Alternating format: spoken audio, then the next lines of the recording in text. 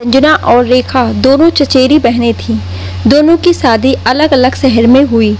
रेखा स्वभाव में सरल सहज थी, संतोषी प्रवृत्ति वाली औरत थी। मिल गया उसी को मुकद्दर समझ लिया। थोड़े से में खुश रहना, ज़्यादा की उम्मीदें नहीं करना, बल्कि जो मिला है उसमें ही ईश्वर का शुक्रिया करती थी। जितना मिला उसी में राजी खुशी रहती थी। उसके पति विवेक की आमदनी कम ही थी, घर भी पुराना सा था, लिविंग स्टाइल भी साधारण था। पति विवेक के पास अभी तक पुराना बजाज वाला स्कूटर ही था। रेखा तो उसी में खुश थी। अपने पति के स्कूटर पर बैठकर शान से चलती थी। मन में था जैसे BMW पर बैठकर जा रही हूँ। लोग आश्चर्य से देखते थे, कभी कभी ताने भी मारते, कुछ हंसी भी उड़ाते, क्योंकि अब स्कूटर तो दिखना बंद हो ही गया था। बहुत कम मात्रा में ही नज़र आते थे।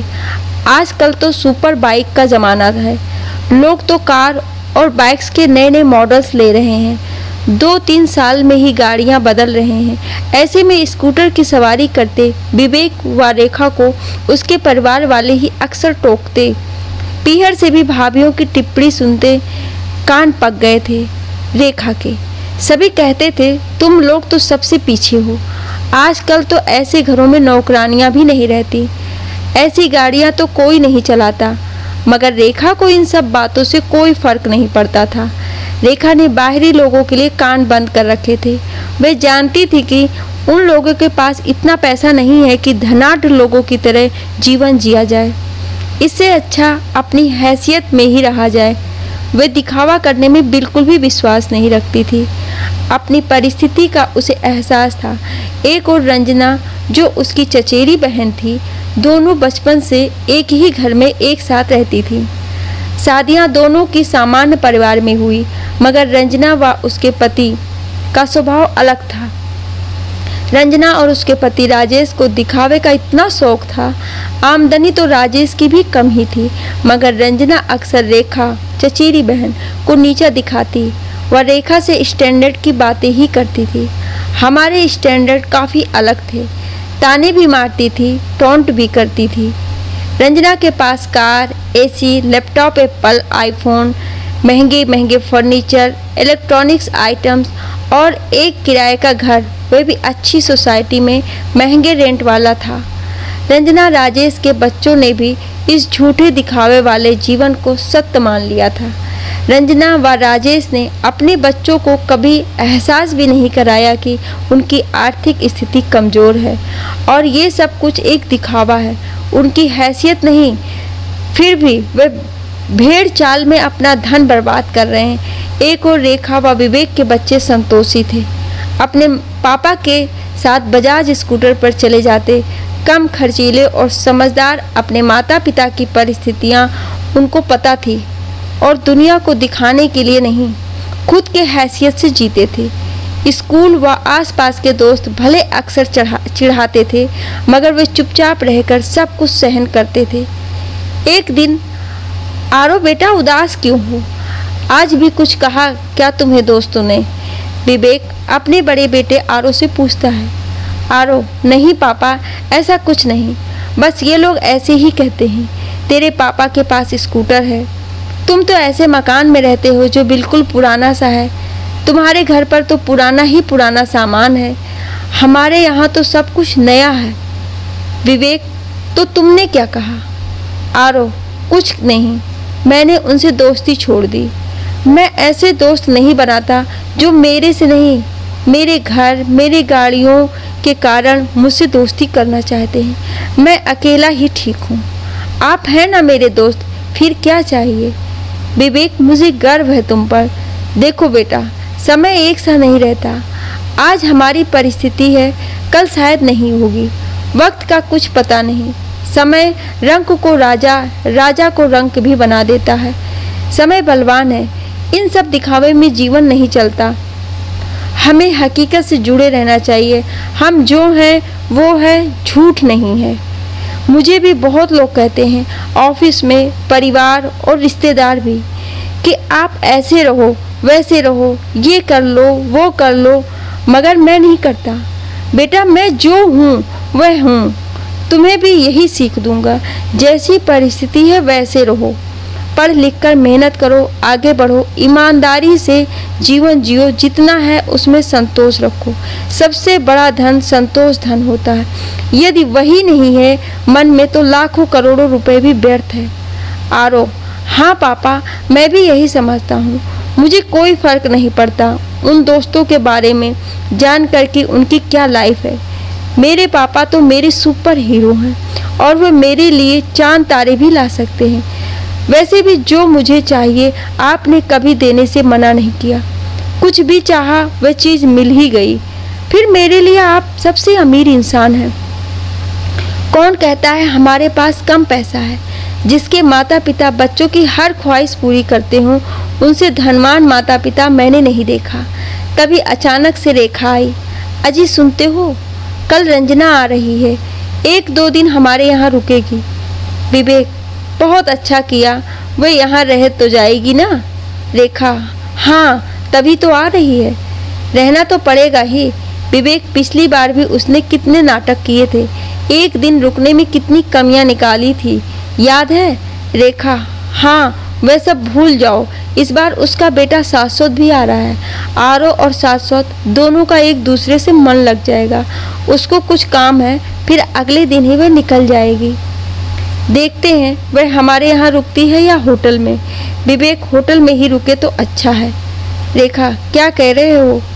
मेरी बहन के लिए कुछ भी? विवेक, कुछ नहीं, तुम्हारे कान यूं ही बजते हैं।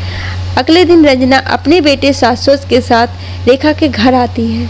हेलो डियर रेखा, कैसी है तू? Ranjana jeans T shirt, goggle, खुले बाल और एक बड़ा सा हैंडबैग लिए रहती है। ठीक हूँ रंजना, बहुत अच्छा लगा तुझे यहाँ देखकर। हेलो शाश्वत बेटा, कैसे हो?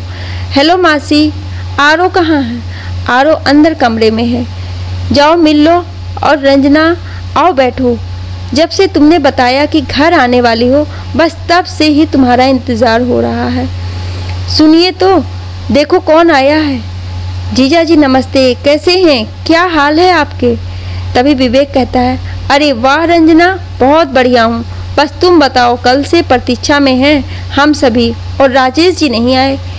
इनको काम है, ये बिजी रहते हैं, ऑनलाइन भी काम करते हैं, फिर यहाँ वहाँ घूमने की भी जॉब है ना। रंजना विवेक को कहती है। विवेक कहता है, हाँ वो तो है ही है। चलो अच्छा किया तुम आ गई, अब यहाँ रुको, आराम से दोनों बहनें बातचीत करो। तभी रेखा नाश्ता लेकर आती है, समोसे और जलेबी, कुछ खमन और ढोकला। तभी रंजना कहती है कि अरे ये सब नहीं, इनमें कितनी कैलोरी होती है, फैट बढ़ जाएगा मेरा। ये कहते हैं वजन पर कंट्रोल रखा करो वरना सुंदर नहीं लगती तुम, इसलिए सिर्फ ग्रीन टी पीती हूँ। फिर हम वॉक करने निकल जाते हैं, थोड़ा सा नाश्ता लेती हूँ, उपमा। रेखा कहती है, तो फिर अभी तू ये सब नहीं खाएगी? नहीं सॉरी डियर, मैं बहुत कम ही खाती हूँ। विवेक समझ गया कि आए हुए भी 10 मिनट नहीं हुए कि नखरे चालू कर दिए। रेखा की ओर विवेक इशारा करता है। रेखा नजरें नीचे झुकाकर हल्की सी मुस्कान देती है। चलो कोई नहीं, तुम्हारे लिए उपमा बना देंगे, ग्रीन टी भी बना देंगे। सुनो जरा ग्रीन टी लाना, बाजू में दुकान है ना जहाँ किराने का सामान मिलता है। विवेक कहता है, हाँ अभी लाता हूँ, रुको। विवेक ग्रीन टी लेने जाता है। और बताओ क्या हाल चाल है, कैसी चल रही है लाइफ? रंजना रेखा से पूछती है। रेखा, बस यार साधारण सिंपल जीवन, ना ज़्यादा कुछ चाहिए ना कुछ इच्छा है, बस जो चल रहा है खुश है, खुशहाल फैमिली। तू सुना क्या हाल चाल है, कैसा चल रहा है जीवन? रंजना मन ही मन ईर्ष्या रखती है क्योंकि उसके जीवन में कुछ सही नहीं है। उसके पति को तो दुनिया भर के कर्ज हो रखे हैं, मगर वह झूठ ही अपनी शान लगाती है। रंजना कहती, बस ठाठ है, तेरे जीजा जी को इतने शौक हैं अच्छी तरह रहने के। अभी नया डबल डोर फ्रिज खरीदा है, नई कांच की डाइनिंग टेबल, और अभी नई कार भी लेने वाले हैं सप्ताह के अंत में। तो बाहर 5 स्टार पर खाना जरूरी ही है।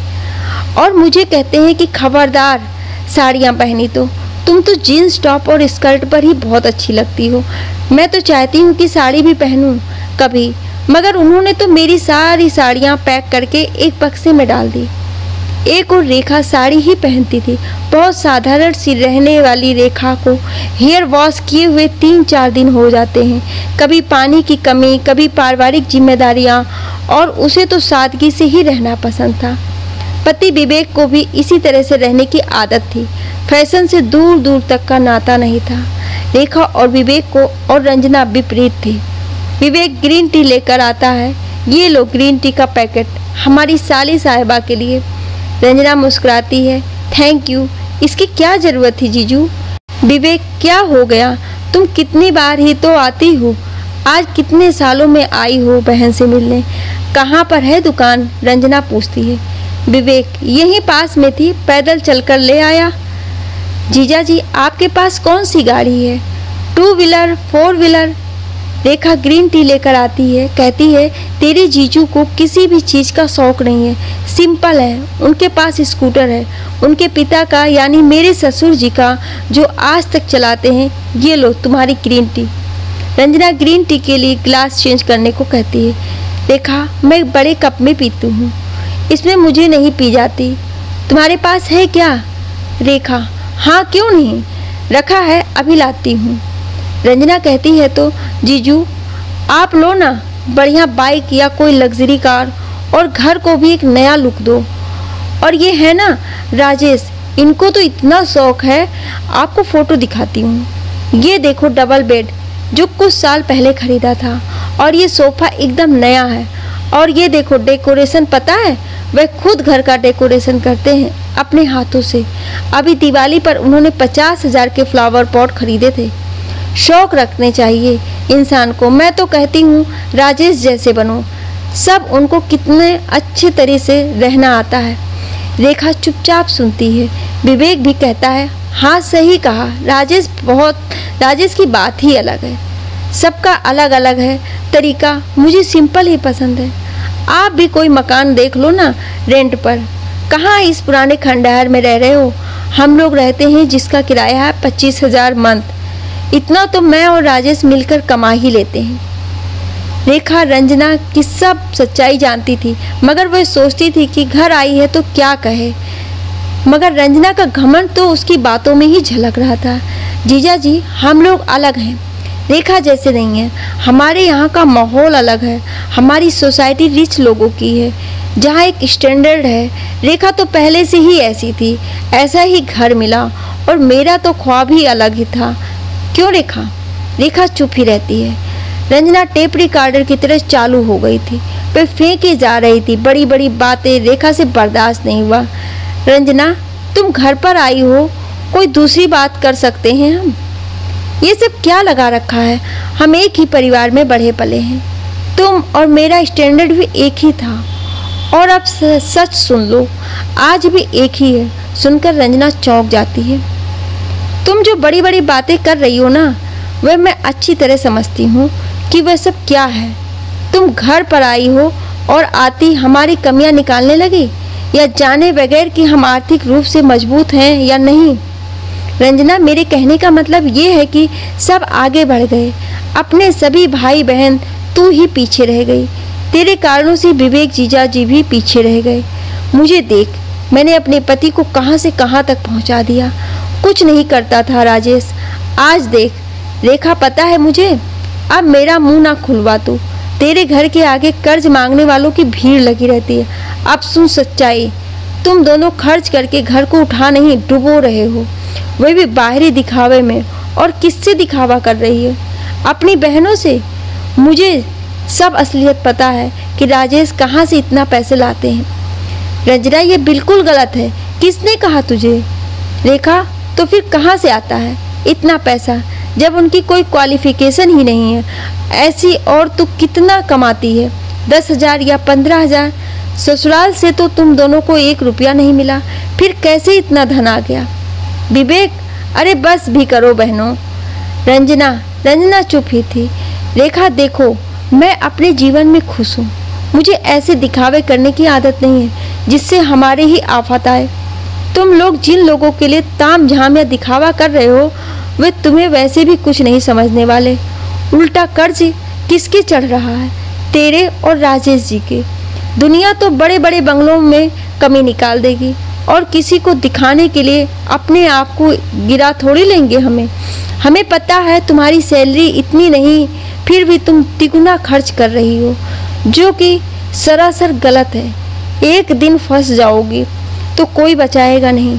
अभी शाश्वत का भी जीवन पड़ा है, उसका कैरियर है। मैं एक बहन होने के नाते तुम्हें समझा रही हूँ। दिखावा बंद करो, वास्तविकता में जीना सीखो। जितनी चादर होती है उतना ही पैर पसारना चाहिए। विवेक और मैं हमारी परिस्थिति से अवगत हैं। हमें पता है हमारे पास इतना पैसा है हम किसी के आगे हाथ फैलाने योग्य ना हो जाएं। कहीं इसलिए हम तो हमारी ज़िंदगी में खुश हैं। 2 रोटी खाकर हम अच्छी तरह से जी रहे हैं। हमारे सर पर कोई कर्ज नहीं है, ना ही होगा। विवेक और मेरा तो यही मानना है कि जितना है उसी में खुश रहो। रंजना का फ़ोन बजने लगता है। हेलो मैडम, आपकी किस्त नहीं आ रही है बाइक की। यदि ऐसा रहा तो आपकी बाइक हम जब्त कर लेंगे। रंजना सकपका गई। नहीं, वह मैं कल पक्का पेमेंट पहुंचाती हूँ, आप बाइक मत ले जाइएगा। विवेक रेखा समझ जाते हैं कि इनकी किस्तों से ही जिंदगी चल रही है। अंदर से खोखले हो चुके हैं और बाहरी दिखावा आज भी चल रहा है। रेखा कहती है, बुरा मत मानना रंजना, तुमने जैसे कहा वैसे मैंने भी कह दिया। रंजना को तो किस्तों की ही चिंता थी और वो तो खो गई थी कि कैसे चुकाएगी। राजेश ने तो काम करना ही बंद कर दिया था, अब उसे ही कहीं जॉब करनी होगी। वो कहती है, अच्छा रेखा मुझे चलना होगा, मुझे काम है बहुत। और वह शाश्वत को लेकर निकल जाती है। रेखा, अरे ऐसे ही क्यों भाग रही हो, कुछ खा कर जाओ, रुको तो सही। सुनो रंजना, विवेक कहता है, सच में क्या लोग हैं यार, कैसे जी रहे हैं। राजेश भी सारी जिम्मेदारियां रंजना के ऊपर छोड़ अय्याशी करता है। ये झूठ बोलकर अपनी रेपुटेशन बनाती है। तुम्हें इतना नहीं कहना चाहिए रंजना को, आखिर बहन है। विवेक, बात बहन की नहीं, बात हैसियत की है। तुमने ही तो अपने अच्छे व्यवहार के कारण राजेश को बचाया था, याद नहीं है? रंजना को ये सब थोड़ी पता है।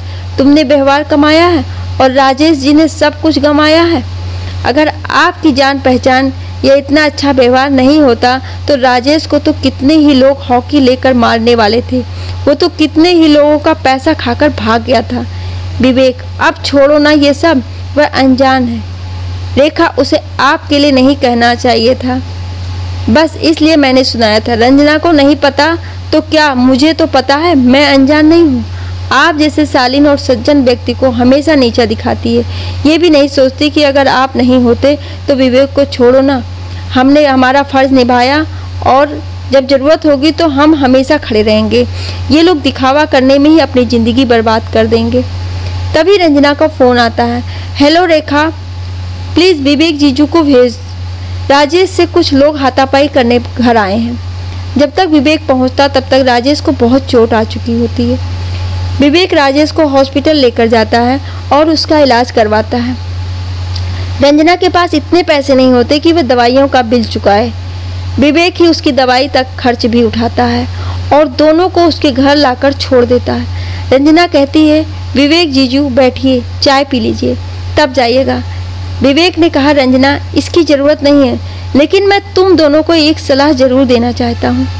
तुम दोनों अपनी जैसी ज़िंदगी बच्चों की मत करना। जितना चादर हो पैर उतना ही पसारना चाहिए।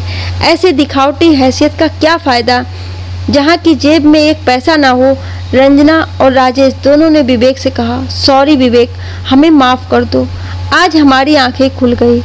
आज से हम जिंदगी में पैसा कुछ जरूर सेव करके रखेंगे, दिखावटी के पीछे नहीं भागेंगे। विवेक मुस्कुराता हुआ घर चला आया और उसने रेखा को सारी बातें बताई। रेखा भी आज अपनी बहन के लिए बहुत खुश थी। दोस्तों, ये बात बिल्कुल सच है कि हमें हमेशा खर्च अपनी हैसियत के हिसाब से करना चाहिए, क्योंकि समाज में बड़े छोटे सभी तरह के लोग रहते हैं। दिखावटी के चक्कर में कर्ज से दब जाना, इसमें कोई भी बुद्धिमानी नहीं होती। विवेक ने बिल्कुल सही कहा, जितनी चादर उतने पैर पसारना चाहिए। आपको विवेक की सीख कैसी लगी? आप मुझे अपनी राय कमेंट बॉक्स में ज़रूर दीजिएगा और ऐसी ही कहानियाँ सुनने के लिए हमें सब्सक्राइब ज़रूर करें। Thank you.